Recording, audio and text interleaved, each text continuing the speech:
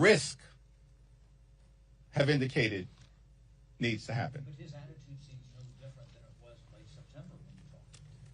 Unfortunately, we've seen a lack of presidential leadership, and we've seen this in a variety of different ways from the very beginning of this term. It's a my way or the highway approach. That's the reason why Republicans have shut the government down up until this point. But it's not working for the American people, and they're going to have to change course. Leader Jeffries. Thank you. Leader Jeffries. How hard will it be to hold the Maine 2nd District now that Mr. Golden is dropping out? And then also, can you comment on this nascent bipartisan talks in the Senate? There's a promise of an ACA vote in the Senate. It seems like some moderate Democrats would go for that to reopen the government. We're going to take back control of the United States House of Representatives, so let's be very clear about that. When we flipped the House in 2018, we were 24 seats short. And in that cycle, we won 40 seats. 24 seats short, and we won 40 seats. Based on the environment that we now know exists, which as Democrats we've been telling you for the last several months is the reality, but now it's been confirmed by the American people. And House Democrats being only 3 seats short. And thanks to what was done in California with respect to Prop 50 and this strong Democratic response across the country in state after state after state, and stay tuned because more is coming, Republicans are going to be unable to gerrymander their way into rigging the midterm elections. That scheme is over, buried, dead in the ground. And so we're going to take back control of the House and fight for every inch of territory. Congressman Goldman is a good man. He's a patriot. He served this country overseas, fought hard, risked his life, and has spent the last several terms working hard on behalf of the people of Maine. He's going to finish out his term. He will be missed, and we're going to hold that seat. Let me also yield to Susan Del Bene. I just will reiterate what the leader said. I commend Jared for his incredible service to the people of Maine and to our country as a Marine, as a state legislator, as a member of Congress. It is a hard job on his family, and so I wish him the best and his ongoing and will continue to have the honor of working with them for the rest of this term. But we absolutely intend to keep that seat. Leader Jeffries. Part 2 of my question that was on the What was part 2? bipartisan talks in the Senate in exchange for a vote on the ACA subsidies. Some senators are saying they may be willing to vote for a CR. What's your thoughts on that? Our view remains the same, that we will consider in good faith anything that emerges from the Senate, as long as it's bipartisan, that reopens the government. It has to decisively address the Republican health care crisis. We'll evaluate it on the merits. We remain in close communication with our Senate colleagues from Leader Schumer on down. Leader Jeffries, last night in New York, Zoran Mamdani made no apologies about being a democratic socialist. Are you personally really comfortable with having a socialist running your city? Zoran Mamdani is the mayor-elect of the city of New York, and it's incumbent upon everyone to make sure that he's successful. Leader Jeffries. Second row. I want to ask about the Venezuela briefing today. Do you feel like you received a sufficient briefing from the administration, or do you need more information? More information. Thank you, Mr. Leader. I want to go back to the letter that you and Leader Schumer sent to the president demanding a meeting. Soon after that letter was sent, he told Senate Republicans again to nuke the filibuster. Does that give you, any indication that he is interested in bipartisanship if he's telling Senate Republicans after you and Leader Schumer demanded a meeting to try to find a bipartisan solution, that he is in fact interested in bipartisanship? Donald Trump continues to own this shutdown. Effectively, he's saying that Republicans shut down the government and have the power to reopen it, but they are refusing to do so because they want to continue to gut the health care of the American people. And these extremists have zero interest in lowering the high cost of living. They learned nothing, apparently, from being shellacked all across the country. Anyone else want to jump in? Okay. Jeffries, speaking of New York, last night you had record turnout in New York City for this election. Would you say that Mamdani is the future of the Democratic Party? I would say we had record turnout across the country because Democrats in New York City, in Virginia, in New Jersey, and we're so proud of our two colleagues, Mikey Sherrill and Abigail Spanberger. They ran amazing campaigns. But what Democrats have done all across the country is lean into the issue of affordability because of the fact that America's too expensive. Costs are too high, and Donald Trump and Republicans, not only have they not done anything about it, they've made it worse. As a result of the Trump tariffs, as a result of them detonating the clean energy economy, that's why electricity bills are skyrocketing. And now, of course, they're forcing these dramatically increased health care premiums to be visited upon the American people. And just What are some things from the Venezuela briefing that you did not hear that you would like to hear? One, we need a full congressional briefing. One of the reasons why we haven't had one is because Mike Johnson and House Republicans have literally been on a taxpayer-funded vacation for the last 6 weeks. This is extraordinary. Mike Johnson has castrated his own majority. They are running scared. They have nothing to say. They're on the sidelines. There's no health care plan. They have no interest in lowering the high cost of living. And of course, they continue to run this pedophile protection program, which is why they have not sworn in Representative-elect Adelita Grijalva, which is egregious that this has gone on now for 6 weeks. Can I say something about Venezuela? Yeah. I represent the district with the most Venezuelans in the country. I have not been briefed, and I'm glad that at least the administration briefed some of our leadership. But let's be very clear. This administration lifted sanctions on Maduro, is allowing his regime to be enriched by oil profits, allowing money to flow into the coffers of oil companies, and at the same time engaging in extrajudicial killings with no evidence, short-circuiting what our normal process would be to ensure that you could have witnesses, if you arrest them, who can point you to the top of the food chain when it comes to the drug cartels. And now on top of that, he is allowing those oil profits to flow into Maduro so that he can deport the 600,000 Venezuelans that are here who had TPS that he yanked from them, in spite of the fact that he is still calling Maduro the head of a narco-terrorist regime. How can you justify sending 600,000 people back to a narco-terrorist regime and suggest that safety there has improved? He's a hypocrite. He could care less about Venezuelans or any other Hispanic community, which is why, with the ICE roundups that have taken place for months, you saw huge shifts yesterday in Hispanic communities' voter turnout, flipping from leaning towards Trump to leaning towards Democratic candidates.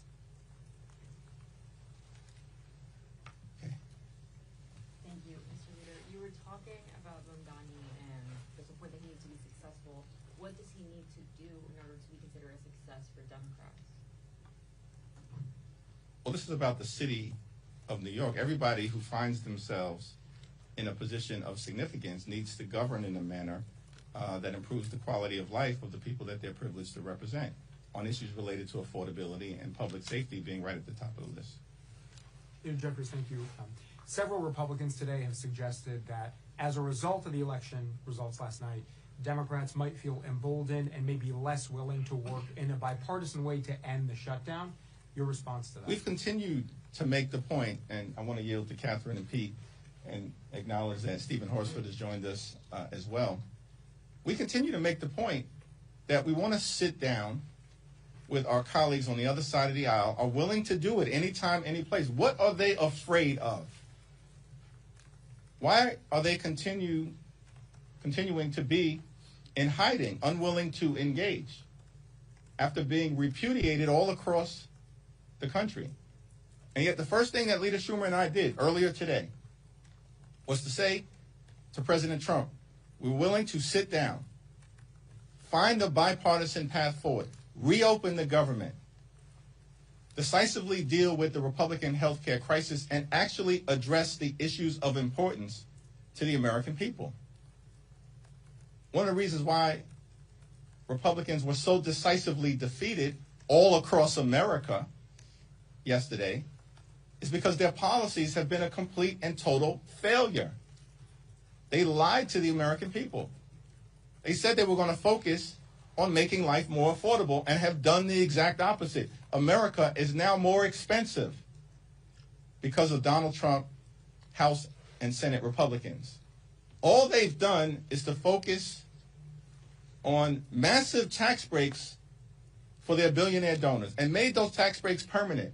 That was the one big ugly bill, while at the same time hurting everyday Americans, including by enacting the largest cut to Medicaid in American history, and in that same bill, ripping $186 billion in SNAP benefits away from hungry children, veterans, and seniors. And now they're continuing that cruelty by unlawfully withholding SNAP benefits from 42 million Americans.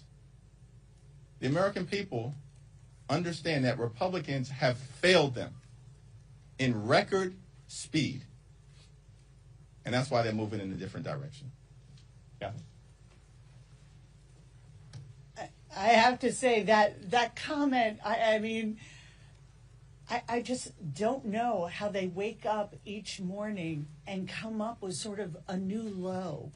Since they took office in January, since Donald Trump became president in January, there has been no extension to the Democrats, no desire to come and work with us. There was a CR back in March. Our budget, take it or leave it. Then they went into their budget through the reconciliation process. Take it or leave it. And then they followed up at the end of the year and once again said, take it or leave it.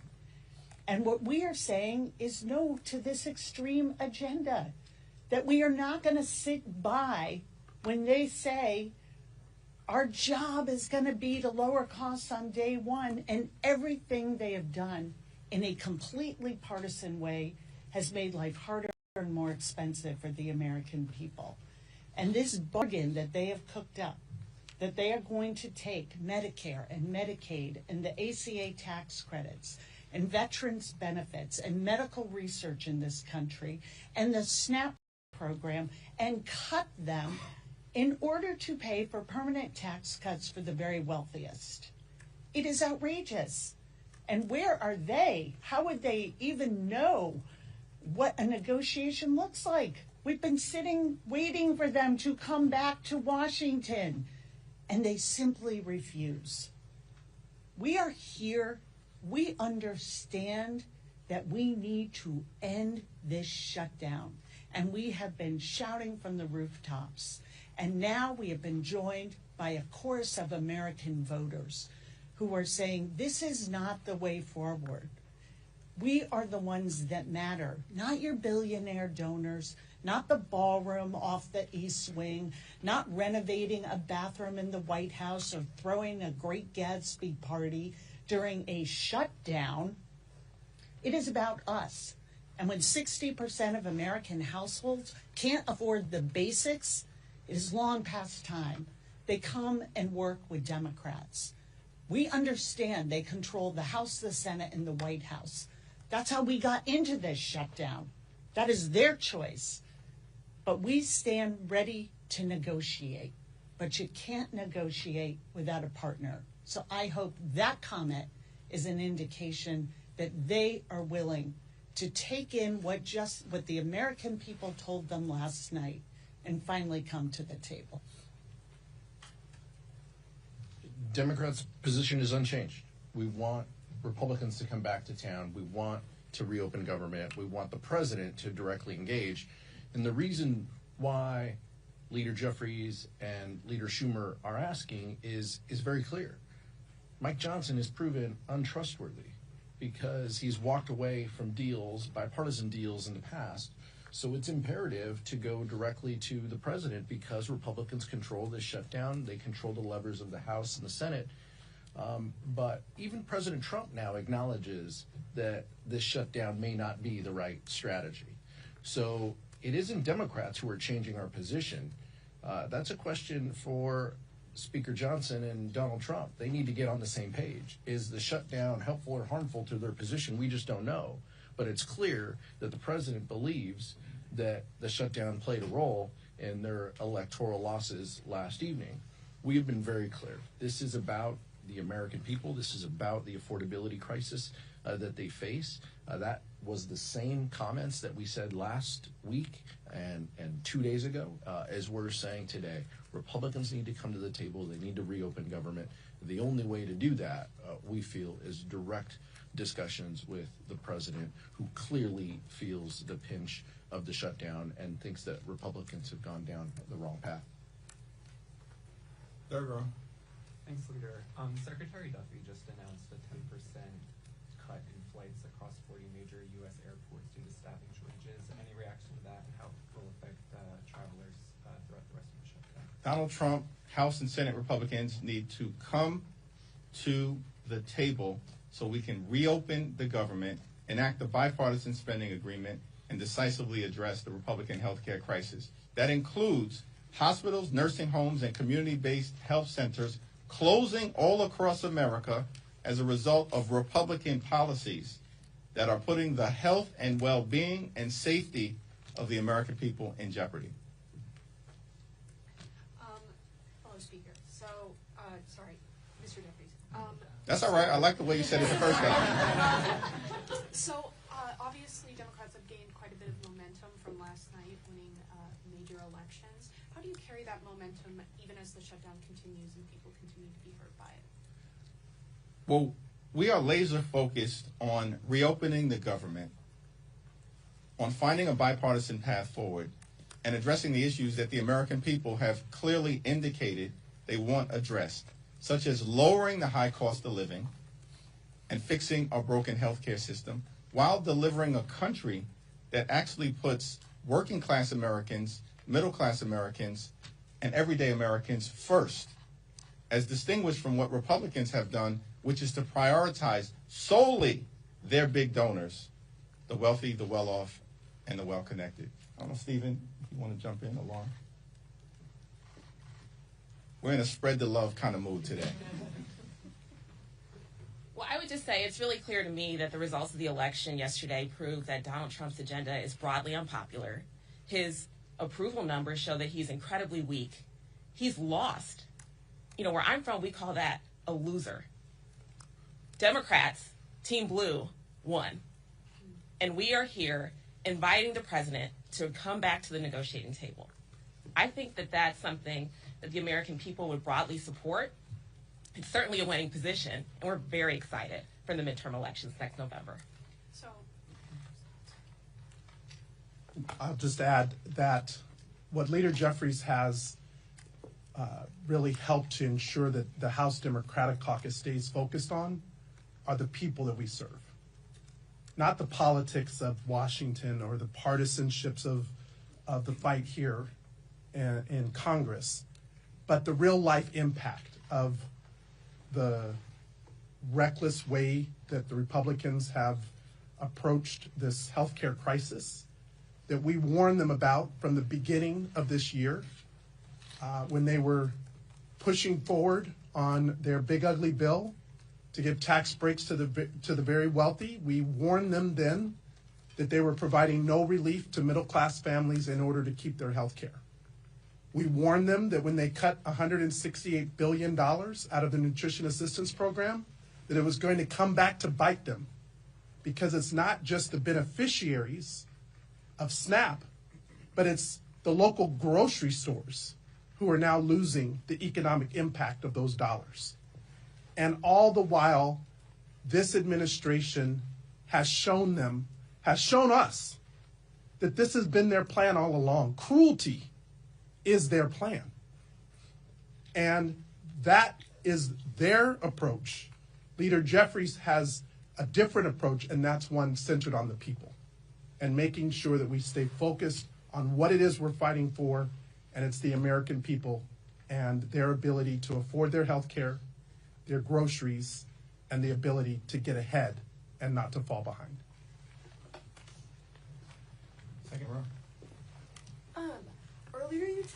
talked about how tying Jay Jones to Abios Bamberg wasn't a winning strategy for Republicans. Now they're trying to do it with Mamdani. Why is that not a winning strategy for Republicans? We're going to continue to stay focused on the issues that are of importance to the American people, putting the affordability crisis first, driving down the high cost of living, addressing the growing inflation that Donald Trump and Republican policies, including through the tariffs, have brought to everyday Americans, and of course addressing the healthcare crisis, which is an American crisis. It's not a political issue for us, it's an American crisis. And we're seeing that all across the country. In fact, the 5 states that will be most impacted as a result of the Republican failure to extend the Affordable Care Act tax credits are West Virginia, Wyoming, Alaska, Tennessee, and Mississippi. 45%, a strong plurality of the people who are adversely impacted throughout America by dramatically increased premiums because of the Republican refusal to extend the Affordable Care Act tax credits are registered Republicans. This is not a partisan fight for us. It's a patriotic fight on behalf of the American people. Thank you all.